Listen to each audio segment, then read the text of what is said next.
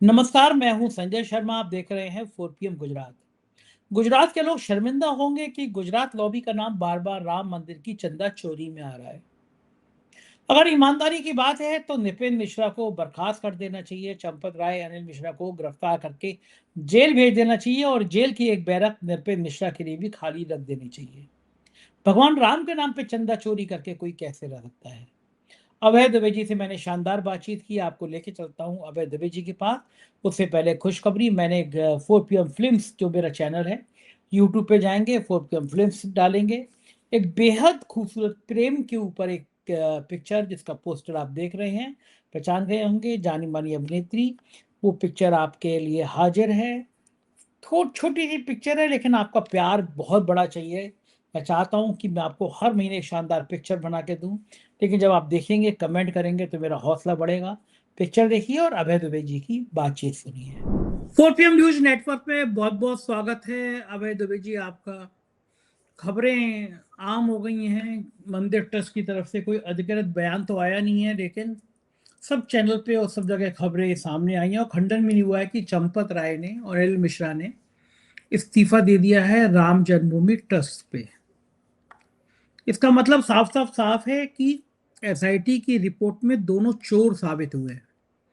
चोर शब्द मैं इसलिए कह रहा हूं कि अगर चोर नहीं होते तो आके मीडिया के सामने बयान देते, अपनी सफाई देते। उत्तर प्रदेश में एक कद्दावर नेता जो कई बार कैबिनेट मिनिस्टर रहा, पढ़ा लिखा शख्स, बहुत योग विद्वान शख्स, आजम खां, उस पे मुर्गी चोरी और बकरी चोरी के मुकदमे दर्ज हुए हैं। आंखें बंद करके भी कोई आदमी ये कह सकता है कि आजम खां 7 जन्म में भी मुर्गी और बकरी तो नहीं चुराएंगे, लेकिन बाकायदा मुकदमे दर्ज हुए और यहाँ करोड़ों का माल लेके लोग चंपत हो गए। मंदिर का माल लेके जो सरकार, जो पार्टी मंदिर के नाम पर सत्ता में आई, जो भगवान राम की आस्था की गली गली मोहल्ले मोहल्ले कस्में खाती है, वो सिर्फ ट्रस्ट से बाहर कर देती है दो लोगों को। लोग योगी आदित्यनाथ के गुणगान कर रहे हैं। देखो, योगी जी ने कहा था 15 दिन में हम फैसला कर देंगे, 15 दिन में रिपोर्ट आ गई। एसआईटी की रिपोर्ट प्रदेश के अपर मुख्य गृह सचिव संजय प्रसाद को सौंपी जाती है, जो खुद ट्रस्ट के सदस्य हैं। आप सोचिए क्या इंटेलिजेंस है उत्तर प्रदेश की, क्या व्यवस्थाएं हैं कि राम मंदिर जो 24 घंटे कई सीसीटीवी की निगरानी में रहता है, जो आतंकियों के निशाने पे रहा है, पहले हमला हो चुका है, वहां से करोड़ों रुपए का माल चोरी हो रहा है, किसी को भनक नहीं पड़ी।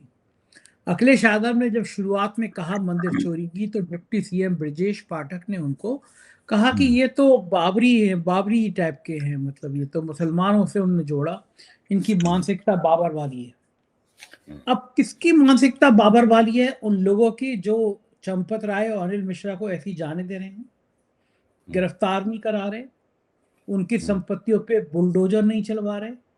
और सबसे बड़ा सवाल यह है कि नृपेंद्र मिश्रा का इस्तीफा क्यों नहीं हुआ। तो राम जन्मभूमि ट्रस्ट की जमीन के घोटाले का मुख्य आरोपी है, इसलिए मैं कह रहा हूं मुख्य आरोपी है कि वो अध्यक्ष है वहां का, आईएएस अफसर रहा है, प्रमुख सचिव रहा है, उसको पता है सारा नेटवर्क। बेटे को चुनाव लड़ाने की बहुत तैयारी है कि बेटे को चुनाव लड़वा दे, बाद में एमएलसी बनवा दे। लेकिन चोरी होती है तो नृपेंद्र मिश्रा की अभी तक बर्खास्तगी ट्रस्ट से क्यों नहीं, पहली बात। और तीनों बात, तीनों आदमियों के खिलाफ गिरफ्तारी क्यों नहीं, बुलडोजर क्यों नहीं चल रहा, एनकाउंटर जो बात बात पे पैरों पे गोली मार दी जाती है वो इनको क्यों नहीं मारी जा रही। अरविंद केजरीवाल आए तो योगी आदित्यनाथ ने आरोप लगाया कि एक आदमी जो दिल्ली में गंदगी फैलाता था वो यहाँ गंदगी फैलाने आया। और केजरीवाल ने कहा योगी जी मंदिर की चोरी संभालिए, ये वो लोग हैं चंदा चोर, मंदिर की चोरी करने वाले जो आपकी भी गद्दी छीनना चाहते हैं। आपको लगता है कि राम जन्मभूमि में चंदा चोरी का मामला देश का अब इतना बड़ा मामला बन गया है कि भारतीय जनता पार्टी को चाहकर भी अपना दामन अब सफेद रखना मुश्किल हो रहा है, असंभव हो रहा है। लोग मान रहे हैं कि ये चंदा चोर पार्टी है, ये भगवान राम की आस्थाओं के से खिलवाड़ करने वाली पार्टी है, और अब लोगों का भरोसा मंदिर से खत्म हो रहा है। टूरिस्ट कम हो रहे हैं, जो फ्लाइट शुरू हुई थी वो आधी भी नहीं रह गई हैं।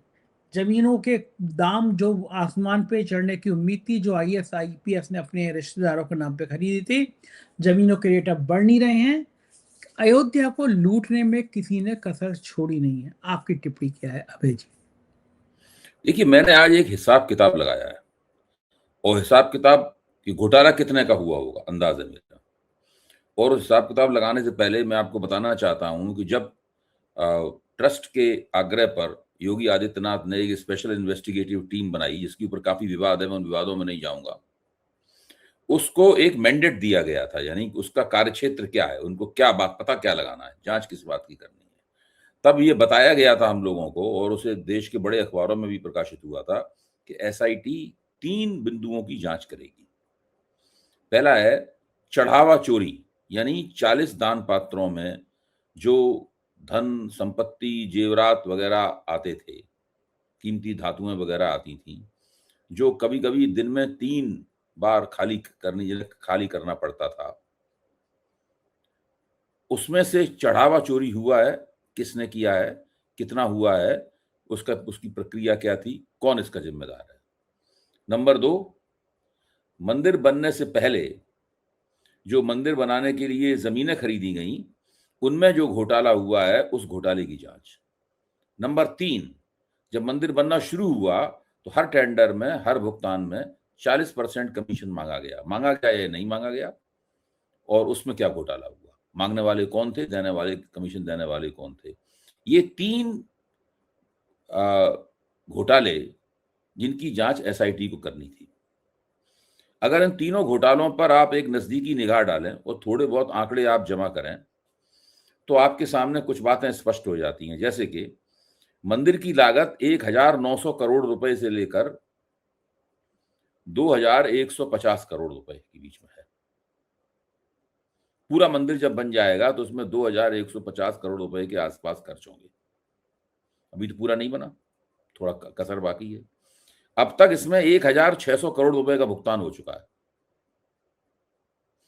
अगर इसमें से 40% कमीशन खाया गया है तो 640 करोड़ रुपए का कमीशन इन 1600 करोड़ रुपए में खाया जा चुका है। आगे जब पैसा जाएगा तो उसके अंदर और भी बाकी कमीशन खाया जाएगा।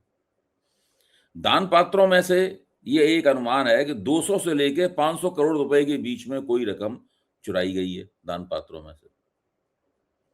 जमीन घोटाले में जिसकी संजय सिंह ने वहां पूरे कागजात सौंपे थे अभी SIT के इंचार्ज को जाकर, और आप भी जमीन घोटाले की बहुत सी बातों को जानते हैं अच्छी तरीके, आपने खुद भी उसे शुरू में इन्वेस्टिगेट किया था। 300 से 400 करोड़ रुपया जमीन घोटाले में खाया गया है, यानी 1000 करोड़ रुपए के आसपास, 1000 प्लस आप कहिए, 1000 करोड़ रुपए का घोटाला हुआ है। 1000 करोड़ रुपए घोटाला हुआ है, और घोटाला 3 तरफ से हुआ है, जो हमने स्पष्ट कर दिया। चढ़ावा चोरी, जमीन खरीदने में किया गया घोटाला, और हर टेंडर में 40% कमीशन खाना। ये 3 काम हुए। अच्छा, अब जिन लोगों को SIT ने गिरफ्तार करके जेल भेजा है, उन 8 लोगों में, उनमें क्या कोई ऐसा है जो 1000 करोड़ रुपए खा सके? उनमें कौन है ऐसा इसकी दम 1000 करोड़ रुपए खाने की हो? 8 मिलके 1000 करोड़ रुपए नहीं खा सकते, क्योंकि वो सब छुटभइये हैं। कोई नोट काउंटिंग का इंचार्ज है, कोई ये है, वो है, वो आप ज्यादा से ज्यादा उम्मीद कर सकते हैं, कमोबेश एक अंदाजा लगा सकते हैं कि 5 से 10 करोड़, अगर ये सारे व्यक्ति दोषी हैं तो एक व्यक्ति ने 5 से 10 करोड़ रुपए ज्यादा खाए होंगे। तो वो 8 लोग हैं, आप मान लीजिए 70-80 करोड़ रुपए खा गए होंगे वो लोग। इससे ज्यादा तो ना खा सकते। और उनके पास 80 एक बड़ी सी रकम भी करीब मिल गई है वहां पर, उनके पास जब्त कर ली है। करीब 79 लाख रुपए की ऐसी कोई रकम भी जब्त हुई है उनके ऊपर। 1 करोड़ के, आप 1 करोड़ से थोड़ी कम की रकम भी जब्त हुई है उन लोगों से। तो ये लोग तो घोटाले में शामिल हो सकते हैं, ये लोग घोटाले में प्यादे की भूमिका निभा रहे थे, ये तो मैं मान सकता हूं। मतलब घोटाला, इतना बड़ा घोटाला, और एक संस्था के अंदर से अकेले कोई एक व्यक्ति नहीं कर सकता, उसे पूरी टीम का इस्तेमाल करना होगा। तो घोटाले की टीम के सदस्य तो ये लोग हो सकते हैं, लेकिन ये कहना कि ये लोग 1,000 करोड़ रुपए खा गए, ये तो मैं नहीं मान सकता, कोई नहीं मान सकता। तो प्रश्न ये है कि वो 1,000 करोड़ रुपए किसने खाए संजय जी? अच्छा, क्या वो, अच्छा, अब इनसे बड़ी हैसियत है चंपत राय की, अनिल मिश्र की और गोपाल राव की। इन 8 लोगों से ज्यादा बड़ी हैसियत उन लोगों की है। चंपत राय तो ट्रस्ट के कर्ता धर्ता हैं, अनिल मिश्र उनकी सब मामलों में मदद करते हैं, गोपाल राव विशेष सदस्य हैं ट्रस्ट के। ये 3 लोगों की है। तो क्या ये 3 लोगों ने 1,000 करोड़ रुपए खाए? मैं ये मानता हूं इन 3 लोगों की भी औकात नहीं है 1,000 करोड़ रुपए खाने की। मैं ये मान सकता हूं इन 3 लोगों ने अगर कुछ खाए होंगे तो 50-50, 100-100 करोड़ रुपए कुछ खा लिए होंगे। तो अब मान लो कि 300 करोड़ रुपए उन्होंने खा लिए हो, तीनों ने मिलकर। बाकी रुपया 900 करोड़ रुपया कहां गया? 900+ करोड़ रुपया कहां गया? वो किसने खाया वो रुपया? वो ये है यक्ष प्रश्न, जिसके ऊपर सबको सोचना चाहिए। आपको वो 3 करोड़ की जमीन जब 18.5 करोड़ में बिकी, उसका आपने इन्वेस्टिगेशन किया था? उस इन्वेस्टिगेशन के 2 पहलू थे। जिन सज्जन को, क्या मकसूद अंसारी या जो भी उनका नाम हो, जब उनका नाम सुल्तान अंसारी और रवि मोहन तिवारी ने कुसुम पाठक से 3 करोड़ में एक जमीन खरीदी, तो पहला पत्रकारों के सामने सवाल ही उठता है कि सुल्तान अंसारी और रवि मोहन तिवारी के पास 3 करोड़ रुपए कहां से आए? 3 करोड़ रुपए कोई बहुत छोटी रकम तो है नहीं। क्या ये दोनों व्यक्ति अमीर लोग थे, बिजनेसमैन थे, बड़े किसान थे, पुराने रईस थे, कौन थे? और उन्होंने किस तुफैल में कुसुम पाठक से 3 करोड़ रुपए में जमीन खरीदी, जो अगले 10 मिनट में उन्होंने चंपत राय को ट्रस्ट के लिए 18.5 करोड़ रुपए में बेच दी। पहली बात तो ये, इनके पास 3 करोड़ रुपए आए कहां से? मेरा मानना है 3 करोड़ रुपए उनके पास वहीं से आए जहां जिन लोगों ने जमीन खरीदी। उन लोगों ने 3 करोड़ रुपए दिए कि आप जमीन खरीद लो, और तुरंत उसके बाद उस जमीन का सौदा उन्होंने एक जैसे मशीन की तरह उधर से लिया, इधर दिया, जमीन का सौदा कर दिया। जब आप लोग बैंक पहुंचे, आपने पता लगाने की कोशिश की कि इन दोनों के खाते में जो 18.5 करोड़ रुपए थे वो कहां चले गए, तो बैंक वालों ने ब्लॉक कर दिया, बैंक वालों ने आपको कुछ उसमें बताया नहीं। अच्छा, तो आप पूरी बात का पता नहीं लगा पाए, कोई भी पूरी बात का पता नहीं लगा पाया। हाँ, बैंक बता नहीं रहता, हम बहुत कोशिश कर रहे हैं। अगर सरकार चाहती तो बैंक वालों की बाप को बताना पड़ता। ठीक बात है, बिल्कुल सही बात है। कोई बैंक जो है वो सरकार की किसी क्वेरी को बताने से इनकार थोड़ा ना कर सकता है। तो ये घोटाला हो ही नहीं सकता था जब तक कि इसके अंदर सरकार शामिल ना हो।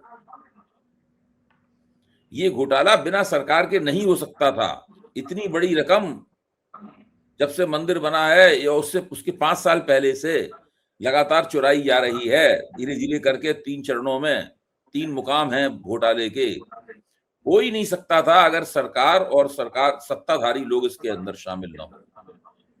ये पैसा या तो राष्ट्रीय स्वयंसेवक संघ के बड़े से पेट में गया है, या ये पैसा भारतीय जनता पार्टी के बड़े से पेट में गया है। इतना बड़ा पैसा खाने की हिम्मत न चंपत राय में है, ना अनिल मिश्रा में है, ना ही उसमें ये गोपाल राव में है, और ना ही इन 8 छुट भइयों में है जो कि इस वक्त जेल में बंद है, जुडिशियल कस्टडी में है। मेरा प्रश्न ये है कि ये रुपया ये लोग खा गए हैं, ये रुपया 2 संस्थाएं खा गई हैं। अगर 2 संस्थाएं ने नहीं खाया तो किस संस्था में चला गया, ये बताया जाए। किन बैंकों में? भाई, सुल्तान अंसारी, रवि मोहन तिवारी को 18.5 करोड़ अगर 3 करोड़ की जमीन के लिए मंदिर ट्रस्ट ने दिए, तो 18.5 करोड़ सुल्तान अंसारी, रवि मोहन तिवारी ने उनका क्या किया, ये तो पता लग सकता है ना। फिर अगर आप कहीं भी देश में 1 करोड़ से ऊपर का कोई जमीन जायदाद का सौदा करें, तो जो जिस जहां पे आप उसका बैनामा करा रहे हैं, जहां कागजात बन रहे हैं, ये उनकी जिम्मेदारी है सरकारी विभाग की, उसको उत्तर इनकम टैक्स को बताएं। क्या इनकम टैक्स को उसकी जानकारी दी गई थी जो करोड़ों में जमीनें बिक रही थी? और अगर दी गई थी तो इनकम टैक्स ने इसकी तफ्तीश क्यों नहीं की कि किस आधार पर इतनी जमीनें बिक रही हैं? क्या इनमें सही वो सब जो बॉन्ड वगैरह होते हैं वो सब सही सही सही कीमत के लगाए गए? बहुत सी चीजें हैं, काला पैसा इस्तेमाल किया गया कि सफेद पैसा इस्तेमाल किया गया? कुछ नहीं हुआ। ऐसा केवल तभी होता है जबकि सत्ताधारी लोग किसी सौदे में शामिल होते हैं, तभी जो संबंधित संस्थाएं होती हैं अपनी नजरें फेर लेती हैं, नजर दूसरी तरफ कर लेती हैं कि आपको जो करना हो कर लीजिए।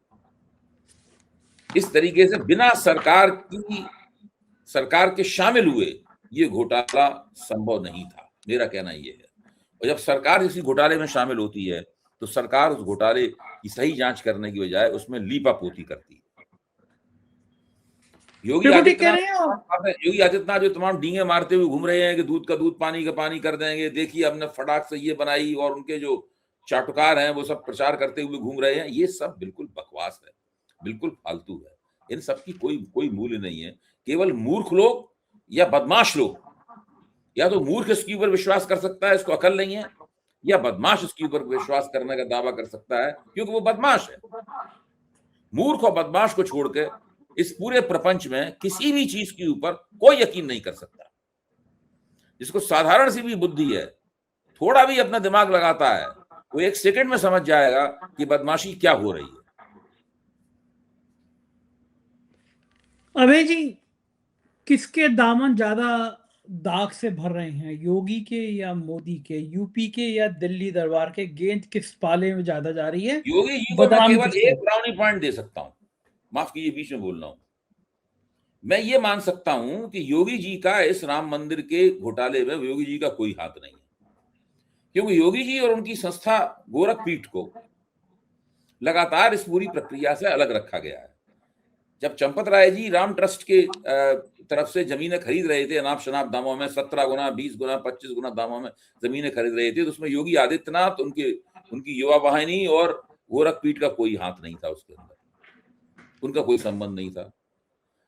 राम ट्रस्ट के संचालन में भी योगी आदित्यनाथ का कोई संबंध नहीं है। वो चंपत राय को नापसंद भी करते हैं, चंपत राय से उनका एक बार झंझट भी हो चुका है, और अभी जब पिछली बार वो गए थे तो उन्होंने लिखित आदेश दिया था कि चंपत राय जी इस मीटिंग में ना आए, वो अपने किसी प्रतिनिधि को भेज दें, उनको आने की कोई आवश्यकता नहीं है, ये तक उन्होंने आदेश दिया था।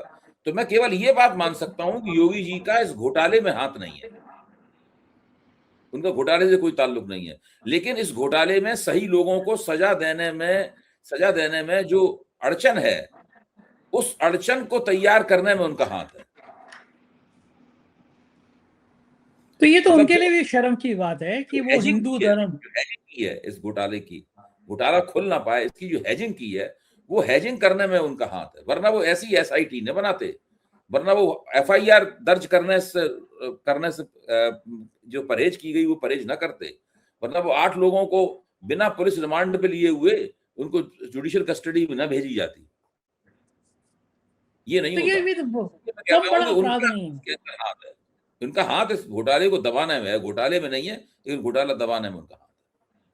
समय लिखेगा तो समय लिखेगा सबका हिसाब, लेकिन योगी आदित्यनाथ क्यों बचा रहे हैं? अपनी छवि को तार तार क्यों कर रहे हैं? वो तो योगी हैं, गेरुआ बस पहनते हैं, भगवान राम के नाम पर धोखाधड़ी हुई है, भगवान राम के नाम पर फर्जी पना हुआ है, जमीनों में चंदा चोरी में ये है योगी जी का कि ऊपर से वो लगातार कहेंगे कि देखिए हमने दूध का दूध और पानी का पानी कर दिया, इस प्रकार के दावे करेंगे, देखो हमने फटाफट SIT बनाई, SIT ने 15 दिन में रिपोर्ट दे दी, हमने 8 लोगों को जेल भेज दिया, और भी हम जांच करवा रहे हैं, फिर हमने जांच के लिए भेज दिया, ये सब वो बोलेंगे ताकि वो जनता के बीच में ये संदेश दे सकें।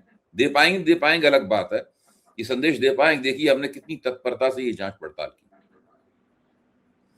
जहां तक चंपत राय के इस्तीफे का सवाल है, चंपत राय का इस्तीफा अभी नहीं हुआ है, इसकी कोई पुष्टि नहीं हुई है। अनिल मिश्रा का इस्तीफा नहीं हुआ है, इसकी कोई अभी तक पुष्टि नहीं हुई। ये खबरें चलाई गई हैं, लेकिन कोई भी विश्वास के साथ नहीं कह सकता कि उनका इस्तीफा हुआ है। बात कही भी जा रही है, नहीं नहीं भी कही जा रही है। बात खंडन क्यों नहीं कर रहे? अच्छा, ट्रस्ट तो और बदनामी कर रहा है ना। ट्रस्ट खंडन करे इस्तीफा हुआ या नहीं हुआ है। ऐसे ट्रस्ट तो चोरों की तरह क्यों छुप के बैठ गया है? वो तो सारा का सारा मुसमुसाए हुए लोग हैं ना। ये लोग तो एक कोई रणनीति होगी उसके तहत चल रहे हैं कि कब बोलना है, कब नहीं बोलना है, कब चुप रहना है, कब अपने आप में स्पेकुलेशंस, अटकलें लगनी देनी है, छोड़ दो उन्हें उनके हाल पर। ये तमाम सारे हथकंडे, तमाम सारा साइकोलॉजिकल वर्क, तमाम डायवर्जन वगैरह सभी चल रहा है। तो बलि का बकरा क्या चंपत रहे होंगे या बात नृपेंद्र मिश्रा तक भी जाएगी? मेरा कहना यह है कि नृपेंद्र मिश्रा देश के बहुत ही वरिष्ठ प्रशासक हैं। जब या तो उन्हें यह बयान देना चाहिए कि हमारी अध्यक्षता में मंदिर का जो निर्माण हुआ उसमें 1 पैसा कमीशन नहीं खाया गया, या तो वो ये वक्तव्य दें। अगर वो ये वक्तव्य नहीं दे सकते तो वो बताएं कि जो कमीशन खाने का आरोप है उसकी जांच में क्या निकला और उसका जिम्मेदार कौन है। अगर वो ये भी नहीं बता सकते तो वो अपनी विफलता स्वीकार कर रहे हैं और कहें कि भाई हम एक साफ सुथरा बिना भ्रष्टाचार का मंदिर नहीं बना पाए, हम उसके लिए खेद व्यक्त करते हैं और हम इस्तीफा देते हैं। वो ये करें। 3 में से एक काम तो उन्हें करना होगा। या वो दावा करें कोई सब झूठ है, 1 पैसा नहीं खाया गया, सब बिल्कुल सब काम सही तरीके से हुआ। ये भी उन्होंने दावा नहीं किया आज तक। अबे जी, महाराष्ट्र में प्रधानमंत्री जी आते हैं, हाँ, वो कहते हैं कि 70,000 करोड़ के घोटाले के आरोपी चक्की पीसिंग।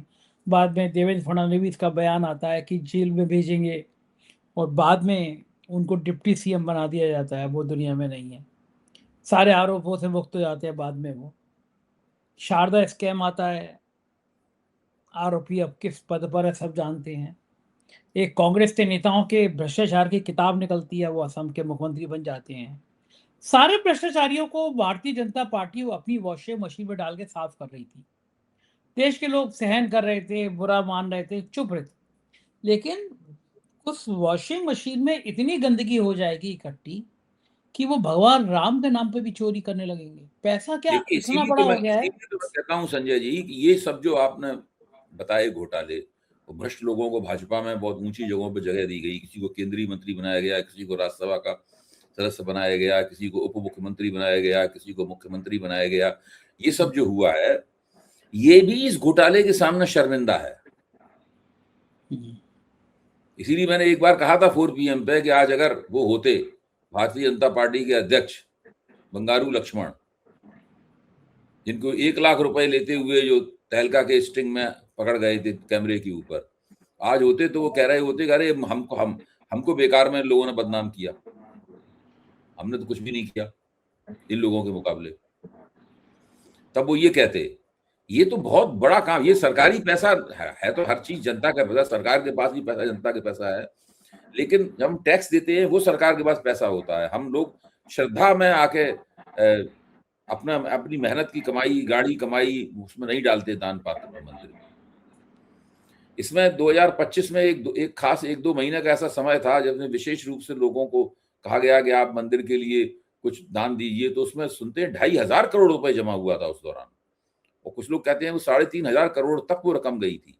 संदीप चौधरी टीवी पे ये आंकड़ा सब बता रहे थे। मंदिर में बहुत, जब कभी कोई खास वक्त होता है ऐसा, जैसे कुंभ चल रहा होता है, उस वक्त और जोश खरोश के साथ लोग दान करते हैं। तो दान पात्र होते हैं उनको एक दिन में 3-3 बार खाली करना पड़ता है क्योंकि वो भर जाते हैं। ये सारा का सारा पैसा, हाँ, सारा का सारा पैसा घूम घाम के किसी तरीके से किन्हीं 2 विशाल पेटों में जा रहा है। मैंने ये सब पता लग रहा है कि देखिए चंपत राय जी घोटाला करवाने के किंग पिन हो सकते हैं, Anil Mishra king pin number 2 हो सकते हैं, Gopal Rao king pin number 3 हो सकते हैं, वही जो 8 लोग भर्ती किए गए ये उसके फुट शोल्डर्स हो सकते हैं, उसके प्यादे हो सकते हैं, उस मशीन के पुर्जे हो सकते हैं। लेकिन ये सब लोग इतना रुपया नहीं खा सकते, इनको खाने वाला कोई और है। मुझे तो ये लगता है, हैरानी होती है, इनको भगवान राम से डर नहीं लगता। राम के नाम पे बेईमानी करते हैं कौन? आप ये सब बातें मत कीजिए। देखिए सब लोग जानते हैं कि भारतीय जनता पार्टी का दान, धर्म, आध्यात्म, श्रद्धा, भावना, इन सब बातों से कोई ताल्लुक नहीं है, कभी नहीं थे ताल्लुक। विनायक दामोदर सावरकर ने अपनी किताब हिंदुत्व, जो इनकी बुनियादी किताब है, उसमें साफ तौर पर कहा है, हिंदुत्व एक धार्मिक विचार नहीं है, वो एक राजनीतिक विचार है। हिंदुत्व का धर्म से कोई, हिंदू धर्म से कोई संबंध नहीं, साफ कहते हैं। हिंदू धर्म तो उनका निशाना है, उसको तो उन्हें गोलबंद करना है, इस विचारधारा के आधार पर गोलबंद करना है। उसका धर्म, अध्यात्म, श्रद्धा, इन सब चीजों से कोई संबंध नहीं, वो एक राजनीतिक विचारधारा है। राम नाम जपना पराया माल अपना, मैंने एक गीत पहली बार लिखा भी है गाना, और अपनी आवाज में एआई से बनाया भी है। वो नीचे मेरे दर्शक देख सकते हैं, लिंक लगा दे रहा हूँ कि मंदिर वहीं बनाएंगे, चढ़ा हुआ सारा हम खा जाएंगे। गजब है अभय दुबे जी, बहुत बहुत शुक्रिया, आपने मुझे समय दिया, बातचीत की, थैंक यू। ये थे अभय दुबे जी, और खुल के उन्होंने पूरी बातचीत की। कैसी लगी बातचीत, ये जानना बहुत जरूरी है। आपके मंदिर में इन चंदा चोरों की बात सुन के आपको कैसा लगता है, गुस्सा आता है, नहीं आता है, आप क्या सोचते हैं, कमेंट करके जरूर बताइएगा। आपकी राय मेरे लिए बहुत मायने रखती है। शुक्रिया, थैंक यू।